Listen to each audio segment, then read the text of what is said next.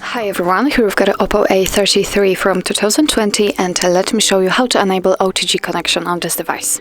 So actually all you have to do is simply open the settings, and here we have to find additional settings.